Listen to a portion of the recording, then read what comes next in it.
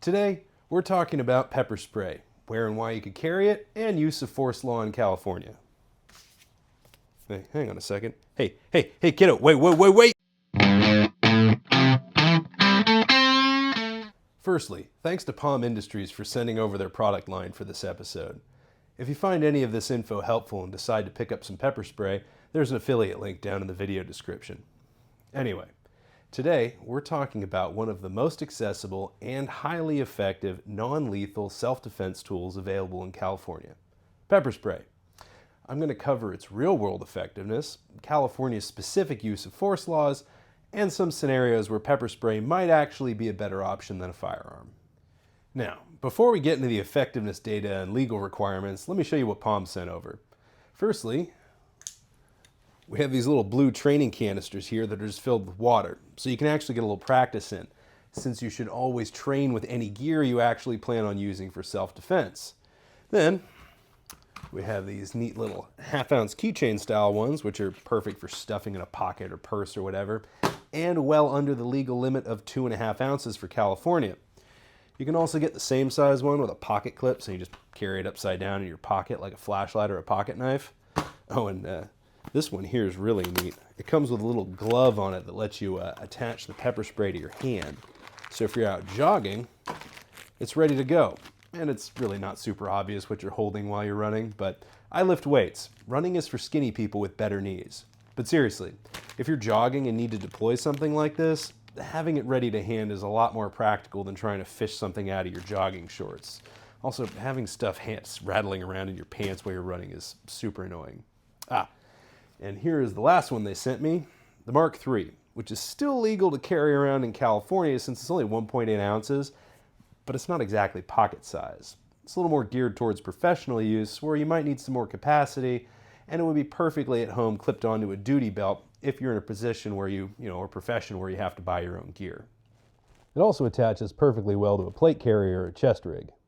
They also have a much larger Mark IX home defense model, which kind of reminds me of a massive can of bear spray, and that has a 20-foot range, which is plenty for basically any distance inside your house.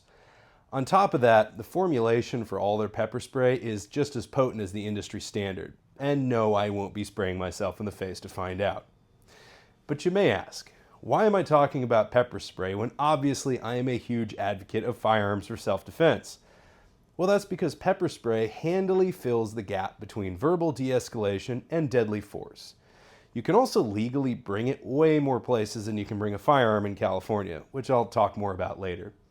And most importantly, if you aren't old enough to own a handgun, it is one of the most effective tools to defend yourself against assault from a larger opponent. You can actually carry this stuff under the age of 18, but I'll get to the specifics a little bit more later.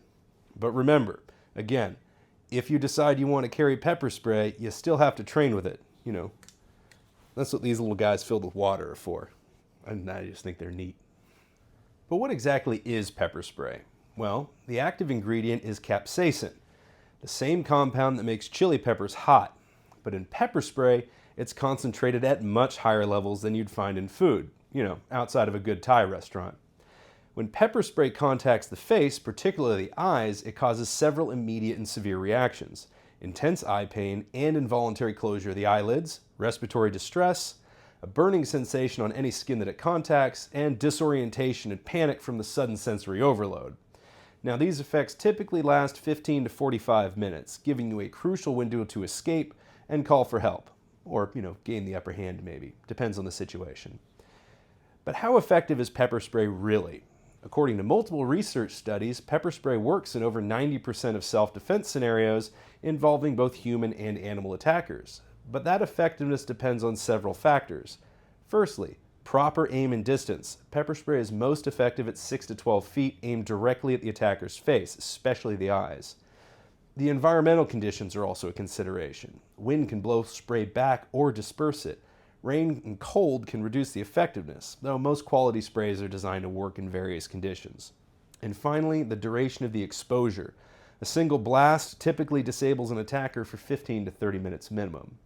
A study titled The Effectiveness and Safety of Pepper Spray in Law Enforcement analyzed data from 3 police jurisdictions and found that pepper spray reduced injuries to both officers and suspects by an average of 40% after its introduction.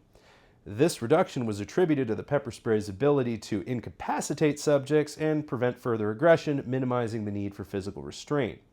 However, individuals under the influence of drugs and alcohol may have a higher resistance and might take longer to react.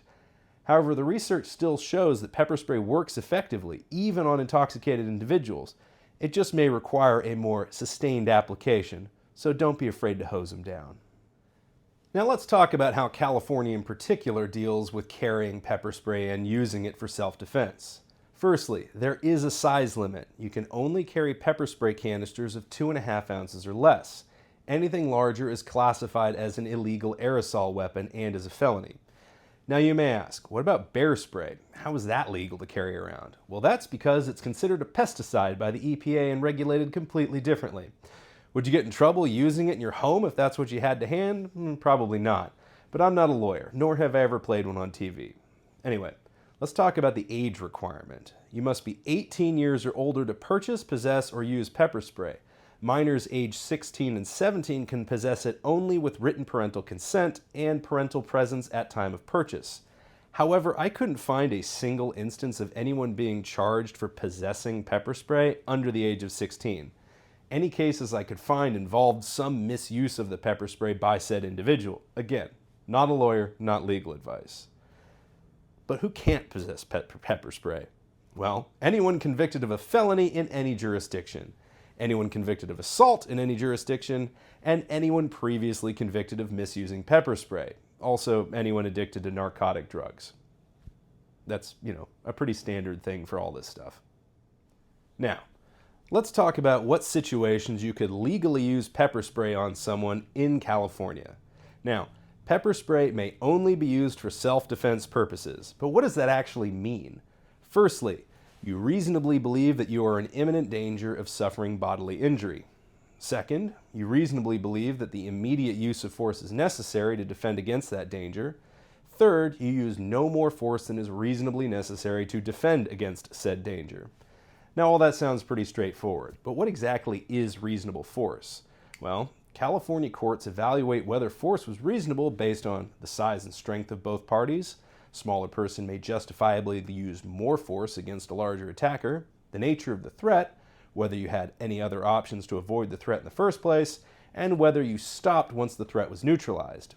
This is one of the places pepper spray offers an advantage over a firearm for self-defense.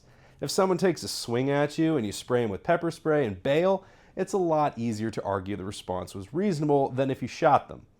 I'm not saying the use of a firearm to protect against an unarmed physical assault is indefensible, just that it's a lot easier to justify a non-lethal response. Though, come to think of it, if you pull out a gun and say, "No, don't hit me," and they try anyway, they clearly mean you some serious harm. But again, not a lawyer. Anyway, the penalties for using pepper spray in any non-self-defense situation is a public offense punishable by fines and potential jail time. Even if the canister was empty or inoperable and you were threatening to use it improperly, you can still be charged. Now, it may shock some of you, but California is actually a stand-your-ground state. This means you have no duty to retreat before defending yourself if you are threatened or attacked. However, this does not give you unlimited rights. You must still meet those 3 requirements: reasonable belief in imminent danger, reasonable belief that force is necessary, and a proportional response. Also, California actually has castle doctrine too, under Penal Code 198.5, I think. And if someone unlawfully enters your home, the law presumes you had reasonable fear of imminent harm, giving you broader legal justification to use force, including deadly force without a duty to retreat. Now here's where pepper spray has a massive advantage over firearms, even if you have a California concealed carry weapon permit. Now I'm not going to get in all the places firearms have been prohibited in California, so that's a whole video all on its own.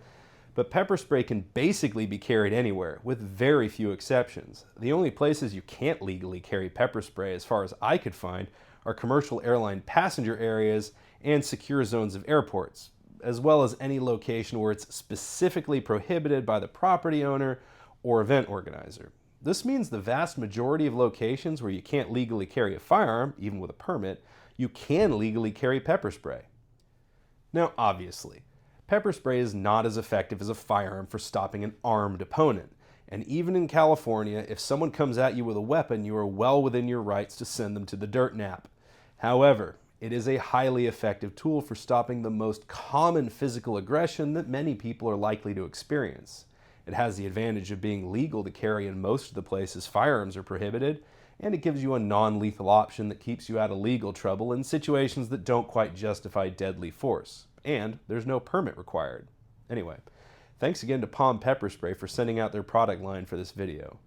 I've been the 2A Tactical Dad, and as I like to say, we could all be a little more free and a lot more self-reliant. All it takes is a little responsibility. Also, I'm working on setting up a Patreon. I haven't quite ironed out all the perks yet, so let me know what you guys would be interested in. I'll definitely link it to a Discord server so you guys can ask me questions directly. I'm chronically online anyway, and I love talking about guns and gear. Anyway, till next time.